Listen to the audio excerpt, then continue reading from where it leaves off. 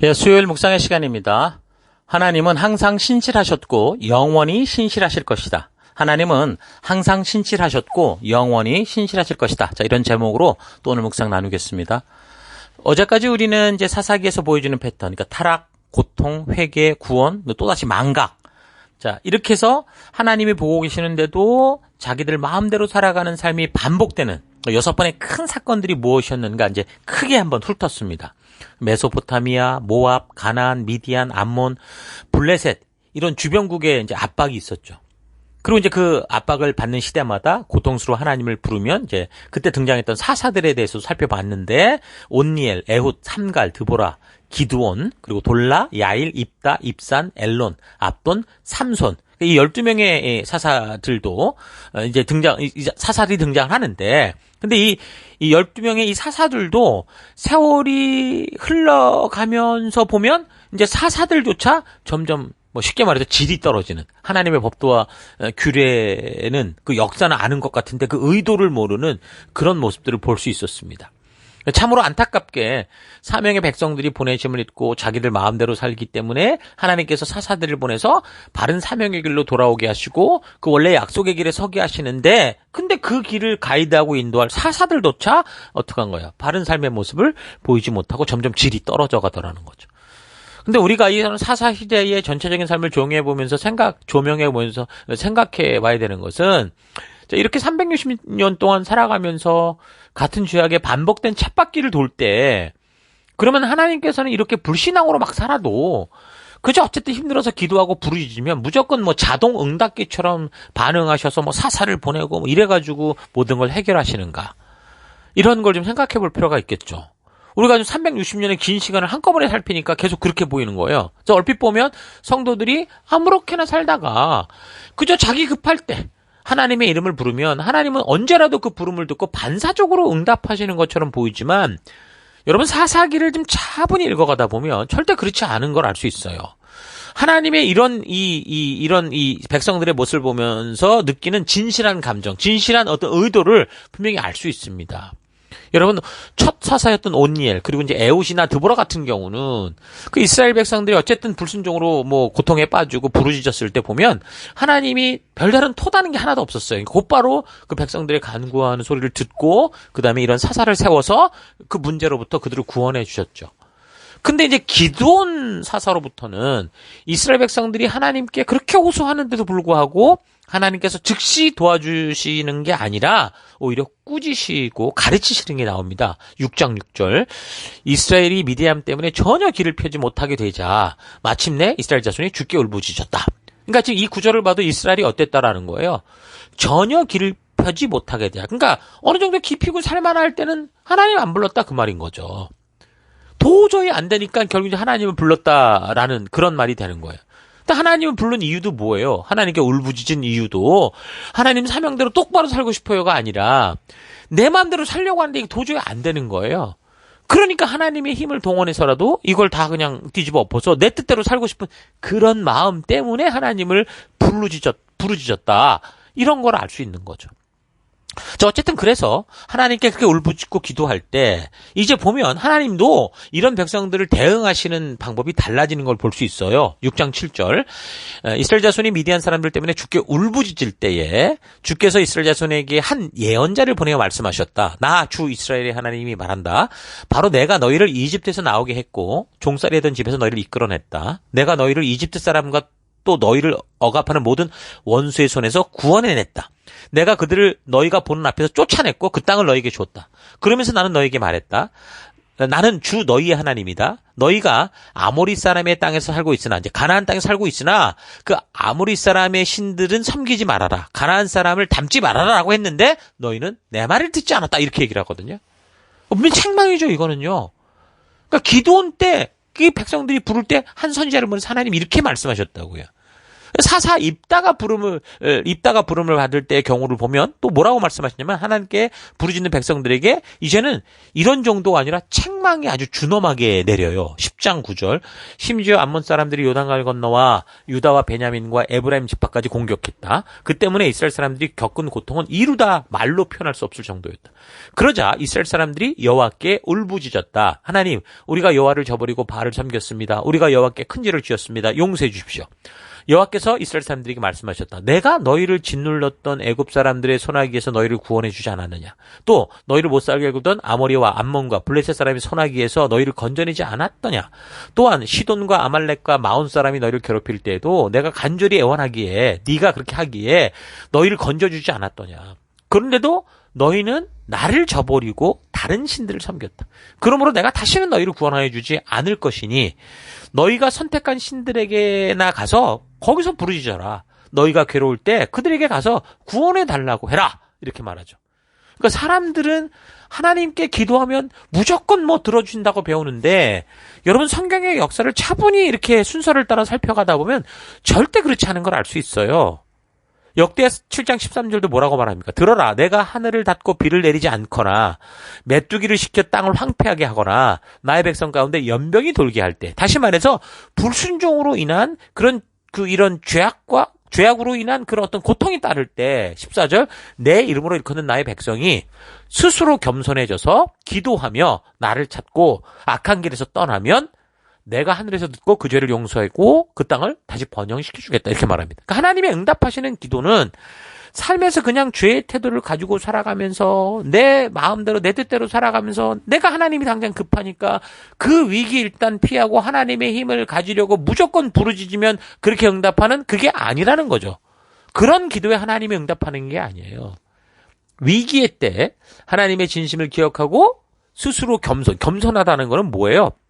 자기 생각과 고집을 내려놓고 회개하고 하나님의 뜻, 하나님의 말씀, 하나님의 언약이 자신을 주도하게 하는 거예요. 약속으로 돌아오는 거예요. 그게 겸손한 거예요. 그렇게 자기의 생각과 욕심대로 사는 태도를 떠나서 하나님이 부르신 사명의 자리에 다시 서고자 결단하고 그 길에 서서 하나님의 이름을 부를 때, 그래서 부족함에도 불구하고 어쨌든 말씀의 가치를 따라 사명의 약속을 따라 살아가고자 할 때 하나님이 그걸 보고 다시 사명의 자리에 서게 할 수 있는 그런 일들을 용납해 주시고 응답해 주신다라는 거죠. 그냥 압박이 되고 자유롭지 못한 것을 풀어내시는 그런 것만이 아니고요. 그런 자유를 주셨던 그 이유, 그러니까 하나님과 원래 약속했던 그 사명의 자리로 돌아오게 하셔서 그 길을 힘있게 걷게 하신다라는 거예요. 그런데 기도자들이 보면 그런 사명의 자리로 원래 정체성으로 돌아오고자 하는 그런 의지는 전혀 없고 지금 내가 다급하니 하나님을 이용하여 그 위기를 피하고 금세 하나님의 부르심을 잊어버리고 또다시 자기의 생각과 욕심을 따라 살려고 하는 그런 의도가 있다면 하나님은 여기에 침묵할 수밖에 없는 거예요. 이땐 침묵이 답인 거죠. 우리가 자녀들을 야단칠 때도 자녀가 도저히 말을 안 듣고 막 뭐 자기 생각과 자기한테 빠져가지고 막 그냥 혼자 막 그러다가 부모가 아무 대답 안 할 때가 있어요. 그럼 자기가 정신없이 떠들다가 보면 뭔가 조용하면 쳐다볼 때 부모님이 잠잠히 쳐다보는 걸 보면 찔끔할 때가 있잖아요. 그런 거와 똑같은 하나님의 침묵도 응답이라는 거예요. 또 하나님께서 그런 기도에 응답하시기도 하는데 근데 그 응답은 뭐냐면 그들이 원하는 대로 욕심대로 해주는 게 아니고요. 너희들이 요구하는 게 얼마나 바보 같은 짓이냐라는 걸 책망으로 응답하시고 그래서 돌아오라고 응답하시는 거죠. 근데 여러분 그렇다고 하나님이 여러분에게 지금 어떤 퍼펙트한 삶을 요구하고 있는 게 아니에요. 전에도 자주 얘기를 드렸던 것처럼 하나님은요 범죄투성이의 이 사람들에게서 사탄이 자꾸 정죄하고 얘는 이래서 지옥을 가야 되고 쟤는 저래서 지옥을 가야 되고 그럴 때 하나님은 조금만 용서의 이유를 찾아서라도 웬만하면 이 사람들을 구원하고 살리시고 돕고 영원한 생명의 길로 이끄시려고 해요. 자, 그래서 첫사사 온니엘 그런 시절만 해도 저들이 분명히 범죄하고 살아갔지만 저들이 그로 인해 고통을 당하거나 다시 고통당하다가 다시 사명의 자리로 서고자 할 때, 그때 이제 그들은 진정으로 회개하고 서고자 할 때였죠. 그때 하나님의 아무런 책망이 없었어요. 추궁의 말씀도 없었어요. 그들의 결단과 기도를 들으시고 구원자를 보내셨죠. 그래서 저들이 사명대로 서고자 했다는 그런 구절은 나오지는 않지만 사사시대 전체 패턴으로 볼 때 이들 속에 이런 결단이 있고 하나님의 말씀을 통해 볼 때 분명히 이들 앞에 이 마음속에 이들이 있었기 때문에 분명히 하나님이 회복하셨다라는 게 분명한 겁니다. 자, 그런데 그 백성들이 점점 하나님의 뜻대로 살고자 그런 마음은 전혀 없이 자기 욕심대로 살면서 자기를 위해서 하나님을 이용하려 할 때는 이제 그런 길에 응답하지 않거나 그런 길을 책망하거나 그런 길에서 돌아 나오라라고 말씀하십니다. 여러분, 그래도 돌아오라는 음성을 듣는 거 이거 정말 아직도 그나마 다행인 거예요. 왜 그러냐면 하나님의 돌아오라는 그런 간곡한 부르심에도 불구하고 이 백성들이 그 자리를 계속 떠나서 하나님의 말씀을 외면하고 계속해서 하나님을 이용하는 삶을 살다 보면 어떻게 되냐면 나중에는 공경을 당하고 어려움을 당해도요 아예 하나님께 부르지도 않아요. 하나님의 존재를 잊어먹었기 때문에 찾지도 않는다고요. 예레미야 7장 13절 여호와의 말씀이니라 이제 너희가 그 모든 일을 행하였으며 내가 너희에게 말하되 새벽부터 부지런히 말하여도 듣지 아니하였고 너희를 불러도 대답하지 아니하였다. 자, 그러니까 하나님이 구원할 능력이 없는 게 아니라는 거죠. 사람이 고집을 피우고 죄악된 삶의 태도를 끝까지 버리지 않고 스스로 그 죄악에서 나오지 않고자 하면 사람 스스로 화인 맞은 양심이 됩니다. 양심이 굳어진 간땡이가 부었다는 거죠. 그래서 결국은 스스로 지옥의 불구덩이로 들어갔다라는 거예요. 하나님이 말을 안 들으니까 너 이리 와. 그냥 머리채 끌고 그냥 지옥으로 확 집어던진 게 아니고 하나님 거기 가면 안 되라고 외치는데도 불구하고 자기가 무슨 불사시인 것처럼 그냥 그 죄악의 불구덩이로 들어가더라는 거예요. 마지막 그 사사라고 할 수 있는 삼손의 시대쯤 되면 이스라엘 백성들이 하나님께 부르짖었다 어쨌다 이런 게 기록이 없어요. 아예. 고통받으면서도 끝까지 여호와를 부르짖지 않을 정도로 하나님을 잊어버린 거고 세속화돼 버린 거고 그러니까 양심이 굳어져서 하나님의 존재가 그들의 삶에 전혀 관계가 없는 완전히 하나님을 떠난 그런 식으로까지 완전히 이 관계가 악화됐던 거죠. 이런 태도들이 분명한 이 사명을 받은 이 성도들의 그 삶의 뿌리 속에 있었는데 여기 사사기의 기록으로는 분명 감을 잡을 수 있지만 이 본문 구절로는 지금 이런 게 확 드러나는 건 없어요. 그러나 이제 이런 패턴이 역사 속에 계속되다가 결국 어디서 이 골마 터진 게 터지냐면 이 남유다 분열왕국 지나고 남유다가 패망해 가던 시기 그 예레미야 선지자를 통해서 하나님이 이거를 속속 들이다 터쳐내시는 거예요. 예레미야 35장 17절. 그러므로 내가 이제 유다 백성과 예루살렘 주민에게 예고하였던 모든 재앙을 그대로 그들에게 내리겠다. 나는 너희가 해야 할 일을 가르쳐 주었으나 너희는 들은 적이 없다. 나는 너희를 불렀으나 너희가 대답한 적이 없다. 이것은 내가 온 세상의 주인으로서 너희를 책망하는 말이고 이스라엘의 하나님으로서 내 백성인 너희를 가르치는 말이다. 그러니까 하나님께서 사사시대로부터 저들의 잘못에 대해 재앙과 심판으로 처리하지 않고 참아주시고 수없이 돌아오라고 외치시다가 그런 삶이 계속되다가 지금 사사시대만 우리가 짧게 살폈는데 360년 지나갔죠. 그로부터 600년 후에 남유다 왕국이 결국 불순종의 길을 고집하고 이런 태도를 버리지 않고 그 길을 갈 때 너무도 분명하게 이제는 이제 다 터쳐내시는 거죠. 터트려내시는 거죠. 우리 마음 중심에 하나님과 언약된 백성의 자리로 돌아와 사명의 삶을 살고자 하는 그런 뿌리, 그런 의지가 없이 그렇게 하나님을 대하면 그저 하나님을 위기 극복용 응급실처럼 사용하는 게 되는데 그 죄악이에요. 사사시대로부터 하나님께 이렇게 기도만 하면 들어주시고 회복하는 것처럼 보이는 거는요. 하나님께서 우리에게 계속해서 회개의 길을 주신 것이죠. 그래서 그 자기의 욕심과 만족을 위해 살아가는 그런 죄악된 자리에서 돌이켜 나와서 하나님이 원래 약속하셨던 그 사명의 자리로 와서 진정한 빛과 소금, 열방의 제사장 나라, 거룩한 백성으로 살아가게 하기 위한 하나님의 인내요, 하나님의 사랑이요, 하나님의 은혜였던 거예요. 그래서 은혜로 우리가 이렇게 살아왔던 거죠. 여러분, 이 역사적 이런 사실들을 잘 보면서 이런 사실 잊지 마시고 나는 지금 어떤 마음으로 교회를 다니고 있고 지금 어떤 마음으로 예배에 참석하고 어떤 마음으로 리더의 사명을 감당하며 어떤 마음으로 기도하고 있는지 바르고 온전히 분별해서 다른 그 어떤 것보다 하나님께서 우리를 부르신 그 사명의 자리로 나아가는 여러분 참된 빛과 소금된 그런 정체성을 성도의 정체성을 아는 여러분과 제가 되기를 바랍니다. 자, 오늘 하루 나는 어떤 성도로 살아가고 있는지 좀 차분히 생각해 보기 바라요. 사사시대의 이 백성들, 정확히 말하면 하나님의 은혜를 입어서 사명자 된 성도들인데 성도인 나는 지금 내가 보냄을 받은 삶의 또 곳곳에서 어떤 삶을 살아가고 있는지 자신을 살펴봐야 됩니다. 나는 이미 하나님의 말씀을 하루 이틀 멀리하다가 이제 그 말씀과 멀리 떨어져 보냄을 받은 정체성도 희미하고 하나님의 법도와 규례의 의미도 몰라서 내가 원하는 하나님을 그렇게 만들고 있지는 않은지, 하나님께서 보내신 사명의 삶을 하루하루 살아가기보다 하나님을 내가 원하는 것들을 구해오게 하는 그런 마술램프 속의 지니, 바알 우상, 아세라처럼 취급하며 살고 있지는 않은지, 여러분 자신의 삶의 현장, 마음의 깊은 뿌리들을 정직하게 살펴봐야 됩니다. 하나님께서 주신 그 벅찬 감격으로 받은 사명의 길이 언제부터인가 삶의 여러 가지 이유들로 힘겹다 못해 귀찮아지고 있는가 되돌아봐야 됩니다. 어떤 상황과 환경 속에서도 순종하려고 하는 영적인 의지가 없어지고 모든 상황과 환경, 심지어 하나님께서 편안히 그할 처소를 주시고 직장을 주신 것으로 인해 이제 감사해야 될 때 오히려 게을러지고 하나님이 부르신 사명의 길에 서는 것에 있어서는 늘 핑계와 변명이 많아지지 않았는가 되돌아봐야 됩니다. 이거는 무서운 심판의 결과를 만들고 말아요. 이런 태도는. 사사시대 이런 삶의 패턴이 하나님의 임재를 약속받은 예루살렘 성을 중심으로 살던 이 남유다 지파들, 이 남유다 지파를 결국 패망과 포로의 시대로 이끌고 말았죠. 사사시대 당시에는 아무것도 아닌 것 같았는데 이 죄는 눈덩이처럼 불어나서 결국 사망의 길을 만들고 말았습니다.